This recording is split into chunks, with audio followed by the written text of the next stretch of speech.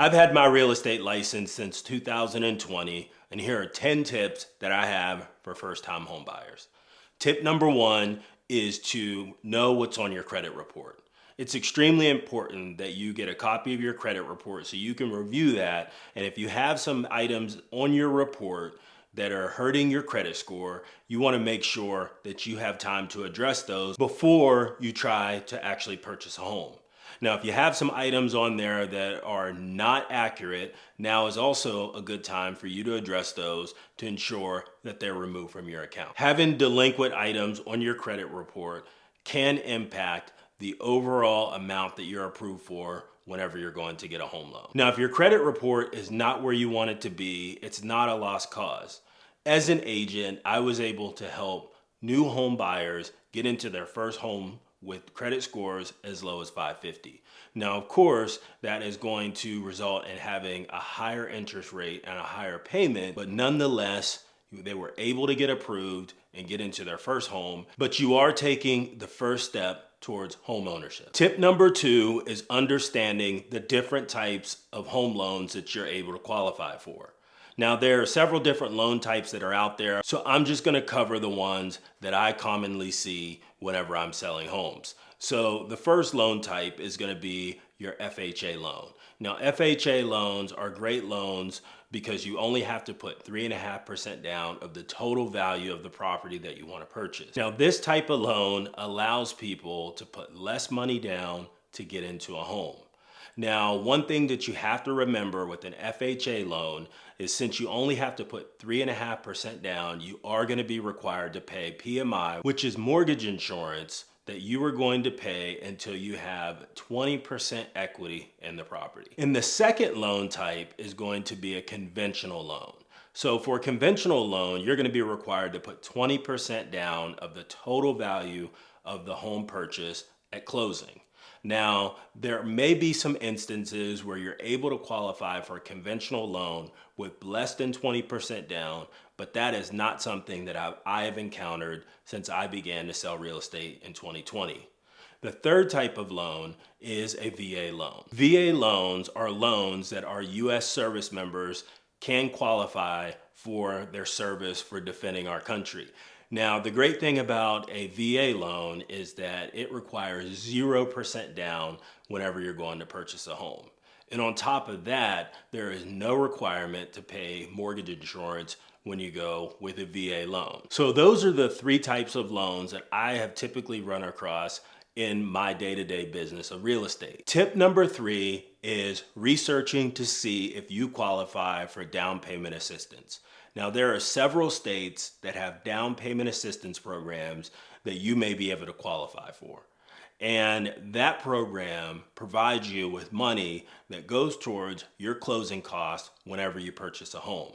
And I believe that the requirement, at least for the state that I am in, is that you have to stay in that home for 3 to 4 years. Don't quote me on that, but it's around that time frame in order to no longer have to pay back the money that the state gives you towards your down payment. Now, if you move within that time frame, you may be required to pay some of those funds back. But at the end of the day, the down payment assistance program is a great program that helps people to get into their first home. So you want to make sure that you're checking on that early on in your home buying process. And tip number four is going to be securing the down payment for your first home. So the closing costs on your new home are going to run roughly 2 to 5% of the total cost of your house. So if you're taking out an FHA loan, you'll take the 3.5% and you'll take that 2 to 5% for the closing costs and put that on top of that. And that is going to be the amount of cash that you need to close on your new home. So as you're saving money for this purchase, my advice would be to put that money in a high yield savings account so you're earning a little bit of interest on your money while you're saving for your down payment. So a couple of things to keep in mind as you're saving for your down payment. If you're getting any money as a gift from a relative or a friend that will go towards your down payment, you want to just make sure that you document that because you will have to show that when it's time to close. And the second thing that a lot of people don't think about whenever they're going to purchase their first home is you also want to budget a little bit of money that you can allocate towards moving costs. And tip number 5 is getting a loan pre-approval. So this is not a full mortgage approval. It establishes the maximum amount that you're able to spend on a house. And it's extremely important that you get your loan pre-approval for 3 very specific reasons. Reason number 1 is that it shows the maximum amount that you're able to qualify when you're purchasing a house. Having that loan pre-approval in place will allow you to focus on particular areas and neighborhoods that meet the overall amount that you're able to get qualified for.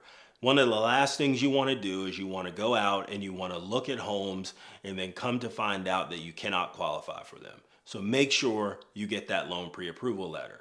And then also there are some agents that will not work with you if you do not have a loan pre-approval in place. Having that pre-approval letter lets buyer agents know that you're serious and you're ready to make a purchase. And then lastly, some sellers will not accept your offer to purchase without a loan pre-approval. One of the last things that they want to do is take their home off of the market only to come to find out that you're not able to qualify for the loan. If you're getting some value from this video, consider subscribing, and while you're at it, smash that like button. I would really appreciate it. And tip number 6 is researching the neighborhood that you want to live in and the type of home that you'd like to purchase. Do you need to be close to the airport, to the hospital, to your job, or to the freeway? Those are things that you need to take into consideration whenever you're looking for your first home. And then also, are you looking for a townhouse? Do you want to live in a single family home? Do you want to live in a condo? These things are extremely important and things that you need to be thinking about as part of the home buying process. Tip number 7 is to find a buyer's agent that fits your style.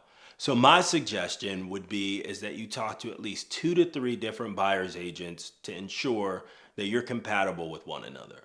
And this is the time where you can ask lots of questions about their sales experience. You can ask questions about their working style, the times of days that they take and return calls. The buyer's agent should be able to walk you through the entire process to ensure that you not only are comfortable with the process, but that you understand the entire home buying process. Tip number 8 is extremely important.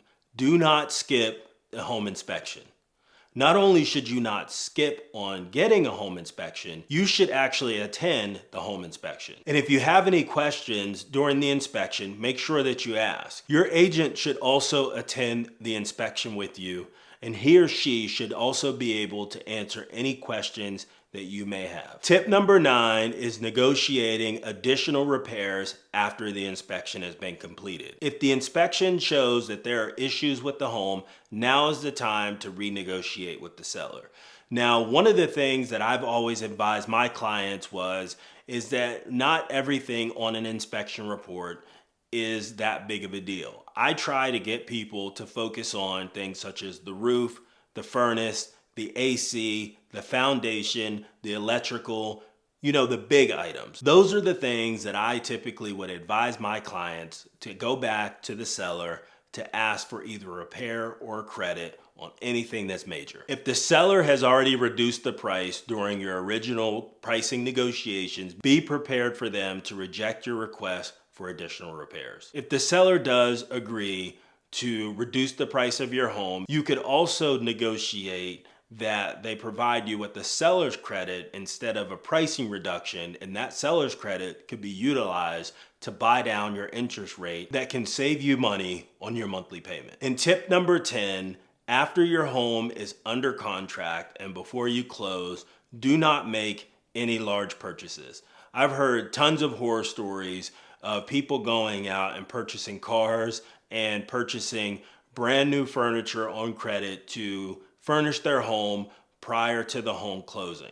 If you want to make a large purchase, you're going to want to make sure you wait until after your loan on your home closes. Any large purchases that you make on credit can have an impact to your debt to income ratio, which could affect the overall amount that you qualify for. So there you have it, 10 tips that I wanted to share for first-time home buyers.